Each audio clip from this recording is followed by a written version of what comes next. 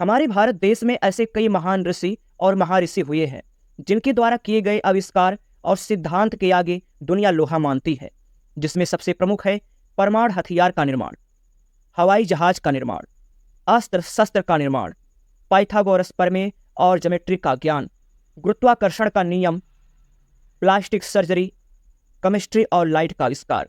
यह वीडियो उन लोगों को जरूर देखना चाहिए जो हर वक्त भारत और सनातन पर अपना कुतर्क देते रहते हैं। प्राचीन ऋषि मुनियों ने घोर तप और तपस्या करके विज्ञान के गूढ़ रहस्यों को उजागर किया है। उनके इस आविष्कार के आगे बड़े बड़े राजवंश और महाबली राजाओं को भी झुकना पड़ा। उनके द्वारा किए गए आविष्कार को आज हम सभी विस्तार से जानेंगे। परमाणु बम के बारे में आप सभी जानते हैं। आधुनिक काल में इस बम के आविष्कारक जे रॉबर्ट ओपेनहाइमर हैं। परमाणु सिद्धांत और अस्त्र के जनक जॉन डाल्टन को माना जाता है, लेकिन उनसे भी 2500 वर्ष पूर्व महर्षि कणाद ने वेदों में लिखे सूत्रों के आधार पर परमाणु सिद्धांत प्रतिपादित किया। भारतीय इतिहास में महर्षि कणाद को परमाणु शास्त्र का जनक माना जाता है। महर्षि कणाद ने ही बताया कि द्रव्य परमाणुओं से मिलकर बना होता है। दोस्तों, आप सभी ने कभी ना कभी हवाई जहाज की यात्रा तो जरूर किया होगा। जिन्होंने अभी तक हवाई जहाज की यात्रा नहीं किया है, हमारी शुभकामना है वे जल्द ही करेंगे। आप सभी जानते होंगे कि हवाई जहाज का आविष्कार राइट बंधुओं ने किया था, जो कि बिल्कुल गलत है। राइट बंधुओं से 2500 वर्ष पूर्व वायुयान की खोज भरद्वाज ऋषि ने कर ली थी।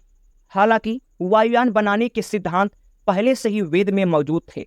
पुष्पक विमान का उल्लेख इस बात का प्रमाण है। ऋषि भरद्वाज ने 600 ईसा पूर्व इस पर एक विस्तृत शास्त्र लिखा है, जिसे विमान शास्त्र के नाम से जाना जाता है।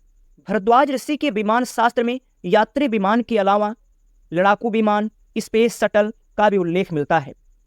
उन्होंने एक ग्रह से दूसरे ग्रह पर उड़ान भरने वाले विमानों के संबंध में लिखा है। साथ ही उन्होंने वायुयान को अदृश्य कर देने की तकनीकी का उल्लेख किया है। दोस्तों, आप सभी ने बौधायन का नाम तो जरूर सुना होगा, जिन्हें प्राचीन भारतीय गणितज्ञ के रूप में जाना जाता है। पाइथागोरस के सिद्धांत से पूर्व ही बौधायन ने ज्योमेट्री के सूत्र रचे थे, लेकिन आज विश्व में यूनानी ज्यामिति शास्त्री पाइथागोरस और यूक्लिड के सिद्धांत पढ़ाए जाते हैं। दोस्तों, 800 ईसा पूर्व में ही बौधायन ने ज्योमेट्री के महत्वपूर्ण नियमों की खोज की। उस समय भारत में लाइन मैथमेटिक्स या ट्रिग्नोमेट्री को सुलभ सूत्र कहा जाता था। ट्रिग्नोमेट्री के आधार पर विविध आकार प्रकार की यज्वेदियां बनाई जाती थीं। दोस्तों, आपको जानकर हैरानी होगी कि न्यूटन से 500 वर्ष पूर्व भास्कराचार्य ने ही गुरुत्वाकर्षण के नियमों को जान लिया था। उन्होंने अपने दूसरे ग्रंथ सिद्धांत शिरोमणि में इसका उल्लेख किया है।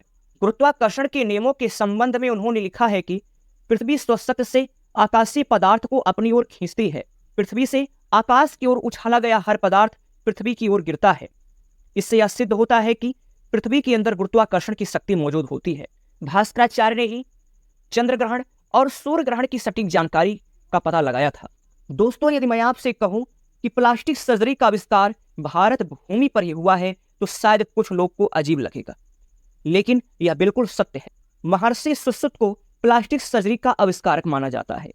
2600 साल पहले उन्होंने प्रसव, मोतियाबिंद, कृत्रिम अंग लगाना, पथरी का इलाज और प्लास्टिक सर्जरी जैसी कई तरह की तकनीकों का उल्लेख किया है। आधुनिक विज्ञान केवल 400 वर्ष पूर्व ही शल्य क्रिया करने लगा था, लेकिन महर्षि सुश्रुत ने 2600 वर्ष पूर्व ही यह कार्य करके दिखला दिया था। सुश्रुत के पास अपने बनाए उपकरण थे, जिन्हें वे उबाल कर प्रयोग करते थे।